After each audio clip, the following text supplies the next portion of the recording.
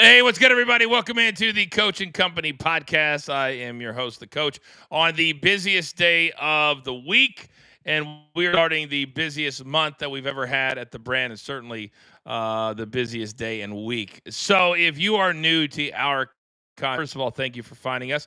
We have two different YouTube pages. We have our BTT YouTube page, which has Coach and Bro and the last word, Coach and Bro, later today, 5 p.m. Eastern time.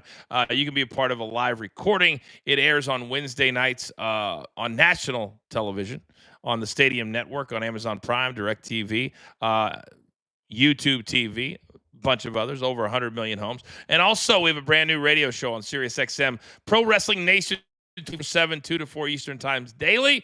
It's called Off the Ropes with the Coach, and a plethora of co-hosts. And then late night tonight, if you guys like Monday Night Raw and you want even more wrestling content, you can watch The Last Word with me and Gabby and Tommy, and also Raphael's a part of that team. Now, we are knee-deep at the brand in our NFL preseason content. We're counting down 10 of the biggest teams. 5 in the AFC was last week. 5 in the NFC is this week. And we'll get into all of the breakdowns for the entire NFL leading up to Thursday night, September 4th. Now, today, we did the Eagles. Tomorrow is the Lions. Wednesday is the Packers. Thursday is the Cowboys. And Friday, August 1st, is the 49ers. Now, I mentioned how busy our weekend. In addition to all of that I just previewed, this Friday, you guys know what time it is. I am so thrilled and honored to be a part of what the PFL is doing moving forward, how we are changing the MMA game. Our PFL World Tournament Finals Night #1 is this Friday night, Boardwalk Hall in famed Atlantic City, New Jersey. So I'll be wheels up tomorrow. I'll be there all week, just getting ready for the fights on Friday night. And if you've never seen Thad Gene fight, incredibly dynamic young fighter, one of the future faces of the PFL. He'll be taking on Logan Storley for the right to call themselves welterweight champions, a $500,000 payday, and being called the #1 contender for the welterweight title in the PFL, which will be determined later on this fall. So we're really starting to lay the groundwork and lay the highway so that fighters who are successful, that are entertaining, that understand that to get the average person out there to watch the PFL, just like the UFC did 20 years ago, you've got to bring exciting fights. And we tell these fighters that. You cannot come in and say, you know what? I'm going to play for a decision. Because Saturday night, I looked at it, they had one finish on the entire main card. And if you're a fight fan, you want to tune in for firefights. You want to tune in for big stars to show why they are big stars. And when you're grinding it out for 15 minutes, it's not even a main event. It's not a title fight. You need to be better. And for some reason over the years, nobody can be honest with their fighters about that. We are. And the fighters are responding to it. We've had a huge finish rate so far in the first couple of months, and I'm sure that will continue this Friday. So we encourage you to tune in. I don't have the exact time. I know 9 to 11 Eastern on ESPN, and then we have a 2-week break. Then we go to Charlotte, and then we go to Hollywood, Florida as well. So on Mondays, I like to look back. And by the way, we never go longer than 20 or 30 minutes here on the pod. So you can come in, drive to work, put us on. You're good to go. I like to look back at some of the bigger stories that happened over the weekend. Some that make you laugh, some that make you cry a little bit. And it's funny because Lionel Messi, who's a gigantic sports star, on a week where Happy Gilmore 2 was released on Netflix, and all of the cameos that were in the movie, 74 to be exact, it made me think about some of the bigger names in sports, how they're treated, how they're reacted to, all that sort of thing. And Lionel Messi has been in the news lately because he decided to skip the All-Star game. Now, I've kind of been on the side of the MLS for this because if you're going to put your All-Star team out there, it's an All-Star team, not the best players team, which Messi still is. He had, 5 straight games with multiple goals? How good does he have to play? But here's the problem. He was an all-star, and he decided not to show up. Didn't matter to him He's played in multiple World Cups. He's played in big-time European competitions. Do you think the MLS All-Star Game really means anything to him? But I know a $60 million salary does.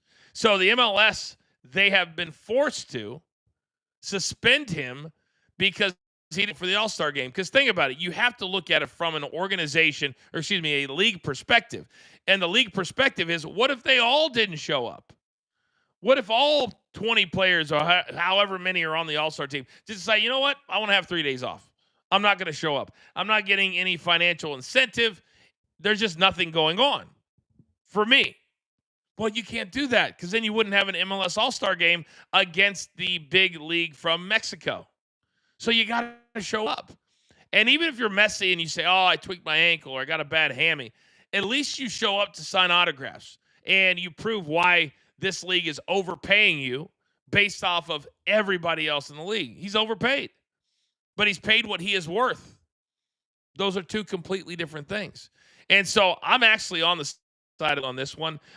They had no choice, but it doesn't seem to bother Lionel Messi at all because he was recently seen at a Coldplay concert in Miami, and wouldn't you know it, it just is the gift that keeps on giving. He was on the Kiss Cam. The only difference is he was actually on the Kiss Cam with his own wife and not somebody else's. Interesting concept. That story will not go away. I don't know if you guys have seen it, but there is it's done every time there's something embarrassing happening to an individual. And basically it's a fake thing, but they make up what the Halloween what's the word I'm looking for? The Halloween costume would look like based off of who's in the package. So they have made a Halloween costume for the duo, the CEO of Astronomer who had to resign, and then the head of HR that apparently didn't have to resign. But now you can buy their Halloween costume, and on the package it says what is included in the content. And it got really brutal. Something like, 2 divorce lawyers, all these sort of things, making fun of them. And it sucks for them. It really, really does. But let's be honest. If you're going to be married to different people, maybe you should not go to a Coldplay concert with 60,000 fans there that all have phones. And then potentially when they're doing the Kiss Cam, you realize they can come over to you. It wasn't like they were the first ones, I don't think, but regardless, it just keeps on giving. So we'll see how long the Kiss Cam goes for that, but I have a feeling that the NFL is going to get very, very creative when it comes to that. Some other news that happened this weekend, history made at the Brickyard. Bubba Wallace, the first black driver to ever win on the famed track. And it's a really big deal when you're looking at diversity in sports, which as a black man, I'm always thinking about. And as a man who has 2 children who are biracial, it's very, very important for my kids and other kids to see faces that look like theirs. And I think we undervalue a lot how important it is for a child. My son is heavy into golf. I spent the entire weekend caddying for him in a big junior tournament out here in California. Had a blast. My feet are absolutely on fire. We walked 6 or 7 miles both days. But watching your son excel at a sport that he loves to play at a really high level, I don't know if as a parent you could ever ask for anything more than that. And obviously, I have a daughter who's amazing in theater and all that good stuff, and love to watch her perform as well. So I've been very, very blessed as a dad recently. And this weekend, my son finished 6th, so good performance by him. But when you watch golf up close, I have such a huge respect for how they go about their business, how good Scotty Scheffler really is. When you're watching your son from 135 yards, it's such a hard sport to play. To be that good and that elite and to win the big tournaments against the best in the world, I can't even imagine that. In our household, we're talking about all we talk about at the most is college golf because he's only going to be a sophomore, and it's just really, really cool. So that I spent my weekend. What I missed, by the way, as I have the Stadium Network on over here, is Bubba Wallace getting it done at Brickyard. So I could only read about it and then look at the highlights. And he drives, excuse me, he drives for Michael Jordan and Denny Hamlin. They have a team together. NASCAR is, and I did a lot of NASCAR when I was at ESPN. And just like Formula One, it is arguably the most expensive sport in the world to participate in because the car is the star. And then you got to pay the driver millions of dollars. And then an F1 team, by the way, takes about 400 people to run an F1 team that has 2 drivers. NASCAR, not as expensive, but it's still expensive. You still got to put the car together. You still got to put the parts in the car. You still have to have all of the replacement parts in the car. And then you got to have a driver that goes out there and wins enough money to pay for all of these things, which clearly the prize money doesn't pay enough. It's the sponsorship. And when you have companies who no longer want to participate in NASCAR, that's a big time issue. So it's really, really important now that they not only diversify their portfolio, but they have diversity in drivers. That's how you bring more companies to the table. When you say, hey, we've got a really successful black driver over here, or we have a really successful Japanese driver, or really successful, whatever, whoever. Diversity is so, so, so important in sports, especially a sport that historically has been predominantly white and predominantly Southern and predominantly not involving a lot of minorities. And whenever I see a story like, oh, there's 2 black members of their crew, I'm like, that shouldn't be a big deal. That should be a Monday. If he's good at changing tires, God bless him. If he's good at, running the jack, God bless him. That's not a story. A driver getting to the highest level and winning, that's a story. Now, it would have been nice for one of the big 4, and I believe it's the Brickyard, the Southern, the Coca-Cola 600, then, of course, you've got the Daytona 500. So Michael Jordan, who is really the face and the reason why this race team is viable and they have the amount of sponsorships that they do, is because of Michael. He's a marketing machine, and people want to be involved in him. Well, he wasn't even there yesterday. He wasn't even in attendance. He called when the race was over. That takes a lot of the impact out of it for me. And if I'm one of the sponsors, I'm saying, wait a second, Mike, this is one of the big 4. You got to show up. You got to be there just in case. Now, in MJ's defense, Bubba Wallace hadn't won in 3 years. Hadn't really been super, super, super, super high performance quality. Now, with the win yesterday, he did qualify for the playoffs this year. So that's going to be a big boon to their finances and also to his elevated attention on him throughout the fall, which I always feel like it's kind of spitting into the wind when you try to do events opposite the NFL. Other sports like golf, they've stopped trying. Their year is January, August. They're like, you know what? The fall, we can't resonate there. So we're not going to try. NASCAR, because they need to have the season long enough, make enough money, they go all the way into the end of November. But most of the time, nobody knows that they're racing because they're fighting the big, bad bully on the block. Talking about NFL. And the NFL is also making news this weekend.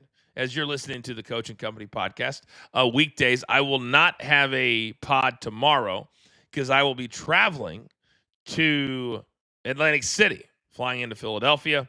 Certainly excited for that. But speaking of Philadelphia and Dallas, they will meet September 4th, night number 1 in Philly, as they will get their flowers and their rings. And I've seen the rings, which they may already have, to be honest with you. They're super cool, super unique, super creative, super expensive. The Cowboys, on the other hand, they have a lot of talent. They have for many, many years. The problem is that as good as Jerry Jones has been about drafting talent, sometimes you got to put together a team. And the team has to be able to get along. And sometimes you see, as long as you have a great quarterback, you can see teams be successful because of the leadership. Look at the Chiefs. They haven't had the best team the last few years, but they won multiple Super Bowls. They've been to more Super Bowls than that because they get together. And the Cowboys are now kind of a pay me type of team. And then you've got your owner who loves to be heard, loves to do interviews, loves to be on shows and podcasts. And then he steps in it. It seems like every single interview. The Cowboys crowd was chanting, "Pay Micah, pay Micah, pay Micah," at Cowboys camp. And basically, Jones dismissed it. And several different interviews addressed it as well and said, "Oh, well, you got to be very careful when you're just throwing money out there because, this player missed a lot of games last year. This player missed a lot of games." I'm like, wait a second. Are you the owner? You're supposed to have your team's back, or are you just trying to show why when you're worth $11 billion, you don't want to pay a player? It's a bad look. You're the most lucrative franchise in sports, certainly in the United States. And if the Lakers just sold for $10.8 billion, what could the Cowboys sell for? But yet Jerry doesn't want to pay. Micah anyway. And he pointed out, hey, when I paid Dak, then Dak got hurt. Dak plays a very, very, very dangerous position. It takes one blindside hit to knock you out. That's why you got to pay the left tackle. It only takes one hit with the knees to take you out. That's why you got to pay the left guard. It only takes one holding the ball too long to get knocked in the head. That's why you need receivers that can separate. But yet, he doesn't want to play one of his best and arguably one of the best defensive players in the entire league. And Micah has still shown up to practice. Just like Terry McLaurin, he's still showing up to prove he wants to be a part of the team. Now, I don't think he's participating in very much. And why would he? When you got the likes of TJ Watt out there getting paid all kinds of money, and you're Micah, and you're not. I don't always approve and like when players hold out or they feel like they're not getting their bag. But in this instance, it's absolutely the correct play. Because the way he plays and the fact that he plays with reckless abandon, he could also get hurt, as Jerry pointed out. And he has. So they're going to weigh the value. But to me, you can't become a Super Bowl contending team without one of the best players in the league manning that side of the ball. There's certain places you have to invest. This is one of them, Jerry.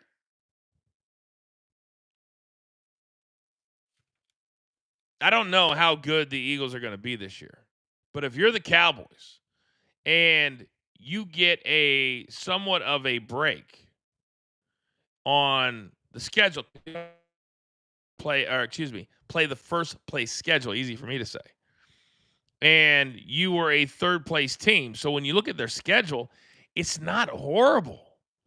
At Philly, then the Giants, Chicago, Green Bay, the Jets, Carolina, Washington, Denver, Arizona, Las Vegas, then Philly, Kansas City, Detroit. That's going to be an incredibly difficult stretch. But then after that, you got the Vikings, the Chargers, Washington, the Giants. So to me, the Cowboys have got to be licking their chops. And if I'm Jerry Jones and I haven't won anything in damn near 30 years and I'm in my 80s, who gives a damn about how much money I have in my bank account? You're still a billionaire. And if I'm 80 and I'm a billionaire and I own the Dallas Cowboys, I'm doing everything in my power to win now. We don't know how long we have. We don't know how long it's going to be before we cannot participate. And Jerry Jones, he reminds me a lot. I worked for Vince McMahon, who admittedly has had a lot of issues as brought on by himself. The narcissistic billionaire, I have been around a lot, whether it's Vince, Donald Trump, now Jerry Jones. And normally they like to be awake. Why? Because being them is fun. When you have all the money in the world, you can do whatever it is that you want, whether it's own a team, own a wrestling organization that you sell for $6 billion, or becoming the president of the United States. That's fun. I would want to be awake too. But for Jerry, he likes to be the story. He likes to be the face. You don't even know who the head coach is this year because all you're hearing is these stories. You got a brand new head coach. Who is he? How healthy is Dak? Instead of taking a shot at him, maybe we say, hey, he's coming along. Hey, we've got a lot of confidence in him. He's going to be 100% healthy. Say something positive about your team instead of trying to defend the fact of why you're not paying your team. It's a bad look, and at some point, it's too late. It's not gonna change. Somebody's got to sit him down and say, listen, Jerry, this has not worked. And I don't care what you say. I don't care how many Super Bowls you have your belt. They all happened prior to 1997. Is there any other organization in any league in the world that can have a 30-year drought and still be the most expensive, lucrative franchise in their sport? I would say no. But that's exactly what we're dealing with the Dallas Cowboys. The man's a marketing machine. But at some point, they got to start winning football games. And they've got to put people in position to do that. And they just haven't. Just throwing talent on, it's like talent in pickup basketball. See, oh man, that guy plays for the Bulls. That guy plays for the Knicks. That guy plays for whoever. But they're not a team. And to win at the highest level, you got to be a team. All right, do not forget, busy schedule today. I encourage you to come check out all of our shows. You're going to have a great time. You're going to laugh. You're going to learn. If you're a pro wrestling fan, there is no place else you even need to go.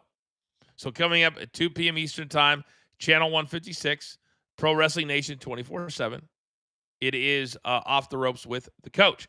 Then at 5 p.m. Eastern Time, me and Vince Russo, the greatest wrestling writer of all time, we have the Coach and Bro Show, which also airs Wednesday nights on the Stadium Network at 11 p.m. Eastern Time, repeated Thursday morning at 6 a.m. Eastern Time. And then tonight, it is the last word around 10:30 p.m. Eastern Time, as soon as Monday night is over.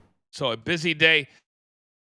The grind continues, but thank you to all of you who continue to let us do this, which we absolutely love, and we're slowly growing just like we thought we would. So we'll see you all later today on all of our different shows. But for now, that's going to do it for Producer Man Behind the Scenes. I am the Coach. This is, and there's only one, the Coach and Company podcast. We'll see you tomorrow morning for the next live Coach and Company on Stadium. Take care.